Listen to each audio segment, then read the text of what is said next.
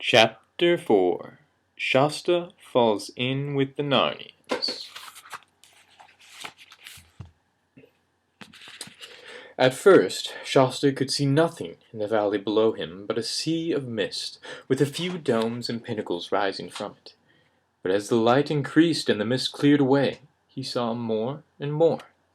A broad river divided itself into two streams, and on the island between them stood the city of Tashbaan, one of the wonders of the world. Rough round the very edge of the island, so that the water lapped across against the stone, ran high walls strengthened with so many towers that he soon gave up trying to count them. Inside the walls the island rose in a hill, and every bit of that hill, up to the Tisrock's palace and the great temple of Tash at the top, was completely covered in buildings. Terrace above terrace, street above street, zigzagged roads or huge flights of steps bordered with orange trees and lemon trees, roof gardens, balconies, deep archways, pillared colonnades, spires, battlements, minarets, pinnacles. And when at last the sun rose out of the sea and the great silver-plated dome of the temple flashed back its light, he was almost dazzled. "Get on, Shasta," Bree kept saying. The river banks on each side of the valley were such a mass of gardens that they looked at first like forest, until you got closer and saw the white walls of innumerable houses peeping out from beneath the trees. Soon after that, Shasta noticed a delicious smell of flowers and fruit. About 15 minutes later they were down among them, plodding on a level road with white walls on each side and trees bending over the walls. "I say," said Shasta in an awed voice, "this is a wonderful place." "I dare say," said Bree, "but I wish we were safely through it and on the other side. Narnia in the north." At that moment a low, throbbing noise began, which gradually swelled louder and louder till the whole valley seemed to be swaying with it. It was a musical noise, but so strong and solemn as to be a little frightening. "That's the horns blowing for the city gates to be open," said Bree.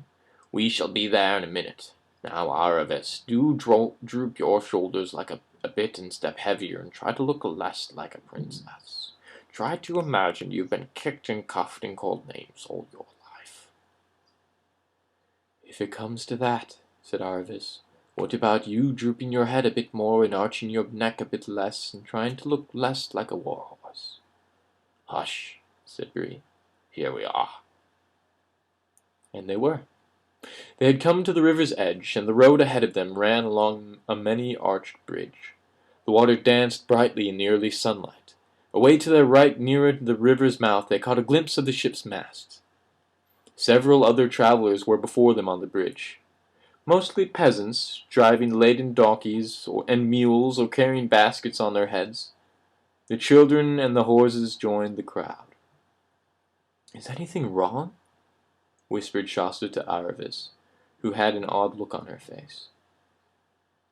"Oh, it's all very well for you," whispered Aravis rather savagely. "What do you care about Tashbaan? But I ought to be riding in on a litter with soldiers behind me and slaves behind, and perhaps going to the feast at the Tisrock's palace. May he live forever, not sneaking in like this. It's different for you." Shasta thought all this very silly. At the far end of the bridge, the walls of the city towered high above them, and the brazen gates stood open in the gateway, which was really wide, but looked narrow because it was very high. Half a dozen soldiers, leaning on their spears, stood on each side. Aravis couldn't help thinking, "They'll all jump to attention and salute me if they knew whose daughter I am." But the others were only thinking of how they'd get through and hoping the soldiers would not ask any questions. Fortunately, they did not. But one of them picked a carrot out of the peasant's basket and threw it at Shasta with a rough laugh, saying, "Hey, horse boy! You'll catch it if your master finds you've been using his saddle horse for pack work." This frightened him badly, for of course it showed that no one knew anything about horses would mistake Bree for anything but a charger. "It's my master's orders, so there," said Shasta.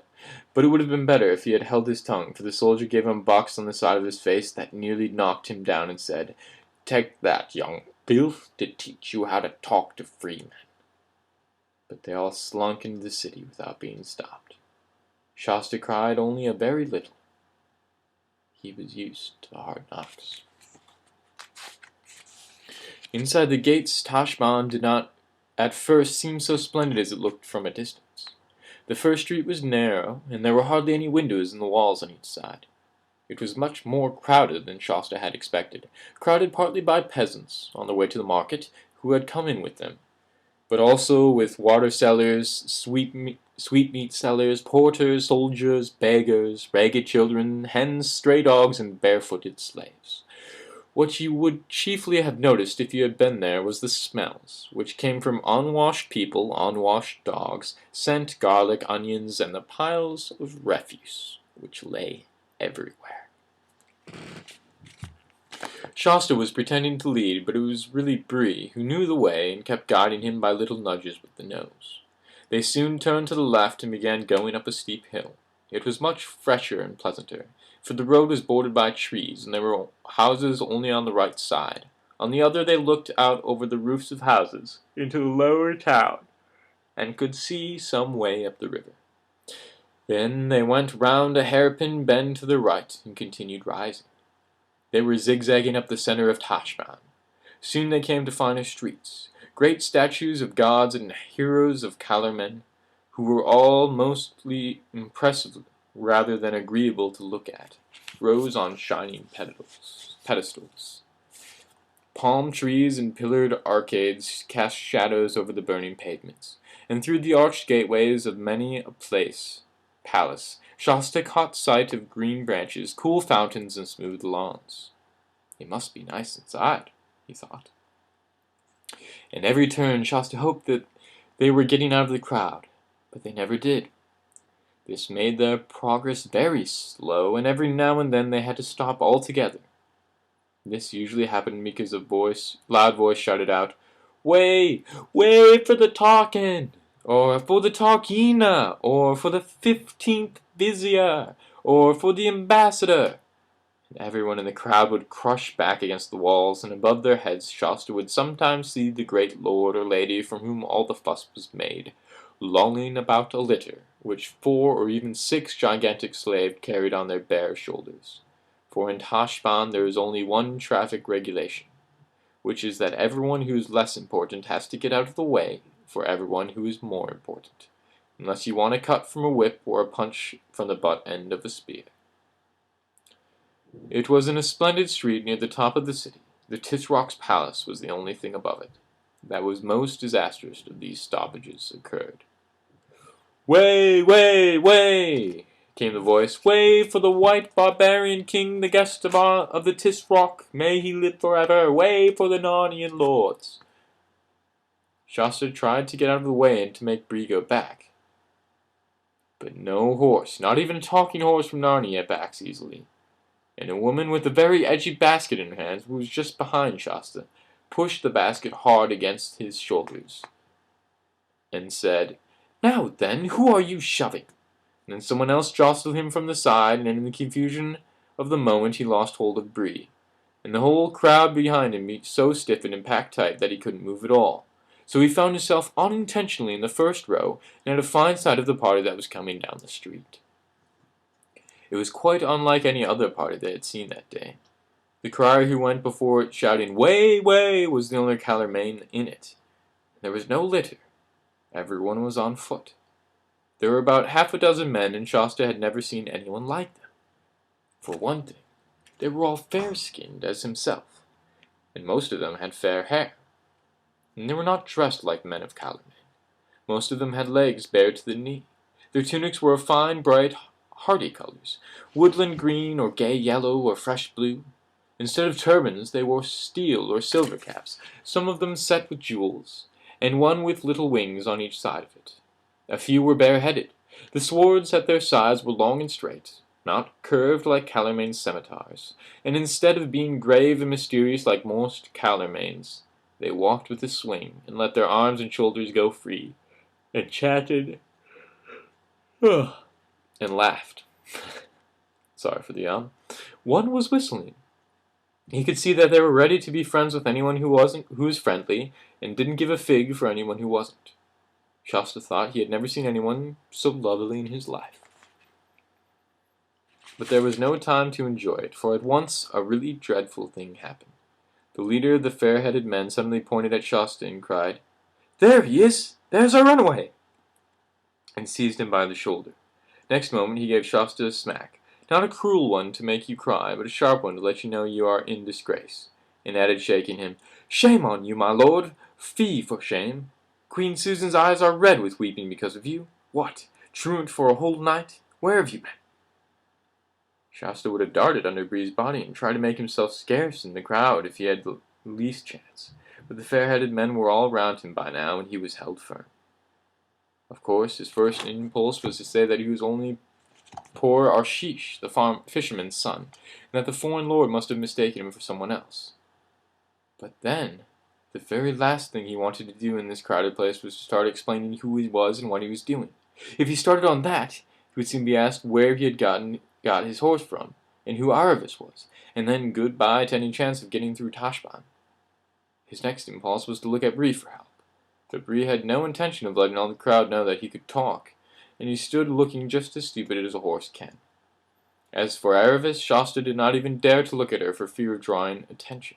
And then there was no time to think, for the leader of the Narnians said once again, "Take one of his lordship's hands, Peridin, of your courtesy, and I'll take the other. And now, on. Our royal sister's mind will be greatly eased when she sees our young scapegoat safe in a Mar lodging." And so, before they were halfway through Tashbaan, all their plans were ruined, and without even a chance to say goodbye to the others, Shasta found himself being marched off among strangers, and quite unable to guess what might be going to happen next. The Narnian king, for Shasta began to see by the way the rest spoke to him that he must be a king, kept on asking him questions. Where he had been, how he got out, what he'd done with his clothes, and didn't he know that he'd been very naughty? Only the king called it not, instead of naughty. "What, all mum?" said the king. "I must plainly tell you, prince, that this hangdog Silence becomes one of your blood even less than the scape itself. To run away might pass for a boy's frolic and some spirit in it, but the king's son of Archenland should avouch his deed, not hanging his head like a Calormain slave." This was very unpleasant, for Shasta felt all the time that his young king was the very nicest kind of grown-up, and would have liked to make a good impression on him. The strangers led him, held tightly by both hands, along a narrow street, and down a flight of shallow stairs, and then up another to a wide doorway in a white wall with 2 dark cypress trees, one on each side of it. Once through the arch, Shasta found himself in a courtyard, which was also a garden. A marble basin of clear water in the center was kept continually rippling by the fountain that fell into it. Orange trees grew round it of smooth grass, and the 4 white walls which surrounded the lawn were covered with climbing roses. The noise and dust and crowding of the streets seemed suddenly far away. He was led rapidly across the garden, and then out into the doorway. The crier remained outside. After that they took him to a corridor where the stone floor felt beautifully cool to his hot feet, and up some stairs. A moment later he found himself blinking in the light of a big, airy room with wide open windows, all looking north so that no sun came in. There was a carpet on the floor, more wonderfully colored than anything he had ever seen, and his feet sank down into it as if he were treading in thick moss. All around the walls there were low sofas with rich cushions on them, and the room seemed to be full of people. Very queer people, some of them, thought Shasta. But he had no time to think of that before the most beautiful lady he had ever seen rose from her place, and threw her arms round and kissed him, saying, "Oh, Corin, Corin, how could you? And thou and I such close friends ever since thy mother died. And what should I have to say to the royal father if I came home without thee? Would have been a cause almost of war between Archenland and Narnia, which are friends time out of mind. It was not, playmate, very naught of thee to use us so. Apparently, thought Shasta to himself, I am being mistaken for a prince of Archenland, wherever that is, and these much being Narnians. I wonder where the real Corin is.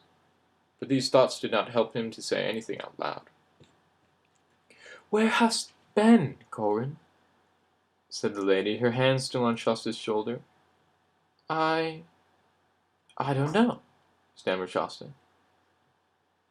There it is, Susan, said the king. I could tell no tale out of him, true or false. Your Majesties, Queen Susan, King Edmund, said a voice, and when Shasta turned to look at the speaker, he nearly jumped out of his skin with surprise. For this was one of those queer people whom he had noticed out of the corner of his eye when he first got into the room. He was about the same height. Shoot, he's a kid. Oh, no. I want to read you this paragraph because it's a font. Your Majesties, Queen Susan, King Edmund, said a voice, and when Shasta turned to look at his speaker, he nearly jumped out of his skin with surprise, for this was one of those queer people whom he had noticed out of the corner of his eye when he first came into the room. He was about the same height as Shasta himself. From the waist upwards he was like a man, but his legs were hairy like a goat's and shaped like a goat's, and he had goat's hooves and a tail. His skin was rather red, and he had curly hair and a short pointed beard and 2 little horns. He was, in fact, a faun, which is a creature Shasta had never seen a picture of or even heard of. And if you've read the book called The Lion, the Witch, and the Wardrobe, you may like to know that this was the very same faun, Tumnus by name, whom Queen Susan's sister Lucy had met on the very first day when she found her way into Narnia. But he was a good deal older now, for by this time Peter and Susan and Edmund and Lucy had been kings and queens of Narnia for several years. Your Majesties, he was saying, His little Highness has had a touch of the sun. Look at him. He's dazed. He does not know where he is. Then, of course, everyone stopped scolding Shasta and asking him questions, and he was made much of, and laid on the sofa and cushions, and were put under his head, and he was given iced sherbet and golden cup to drink, and told to keep very quiet. Nothing like this had ever happened to Shasta in his life before. He had never even imagined lying on anything so comfortable as that sofa, or drinking anything so delicious as that sherbet. He was still wondering what had happened to the others, and how on earth he was going to escape and meet them at the tombs, and what would happen when the real Corin turned up again. But none of these worries seemed so pressing now that he was comfortable. And perhaps, later on, there would be nice things to eat. Meanwhile, the people in that cool, airy room were very interesting. Beside the faun there were 2 dwarfs, kind of creature he had never seen before, and a very large raven. The rest were all humans, grown-ups, but young, and all of them, both men and women, had nicer faces and voices than most Calorians. And soon Shasta found himself taking an interest in the conversation. Now, madam, the king was saying to Queen Susan, the lady who had kissed Shasta, what think you? We have been in this city fully 3 weeks. Have you settled in your mind whether you will marry this dark-faced lover of yours, this Prince Rabadash, or no? The lady shook her head. No, brother, she said, not for all the jewels in Tashbaan. Hullo, thought Shasta. Although they're king and queen, they're brother and sister, not married to one another. Truly, sister, said the king, I should have loved you the less if you had taken him. And I tell you that you are the first coming to the Tisrock's ambassadors into Narnia to treat of this marriage. And later, when the prince was our guest at Cair Paravel, it was a wonder to me that ever you could find it in your heart to show him so much favor. That was my folly, Edmund, said Queen Susan, of which I cry you mercy. Yet when he was with us in Narnia, truly this prince bore himself in another fashion than he does now in Tashbaan. For I take you all to witness what marvelous feats he did in that great tournament, and Hastelude were our brother High King made for him, and how meekly and courteously he consorted with us in the space of 7 days. But here in his own city he has shown another face." "Ah!" croaked the raven. "It is an old saying. See the bear in his own den before you judge of his conditions." "That's very true, Salopard," said one of the dwarfs. "And another is, come, live with me, and you'll know me." "Yes," said the king. "We have now seen him for what he is. That is, a most proud, bloody, luxurious, cruel, and self-pleasing tyrant." "Then in the name of Aslan," said Susan, "let us leave Tashbaan this very day." "There's the rub, sister," said Edmund. "For now I must go open to you all that I've been growing in my mind these last 2 days and more. Peregrine, of your courtesy look to the door and see that there is no spy upon us. All well? So, for now we must be secret." Everyone had begun to look very serious. Queen Susan jumped up and ran to her brother. "Oh, Edmund," she cried, "what is it? There's something dreadful in your face." Find out next time.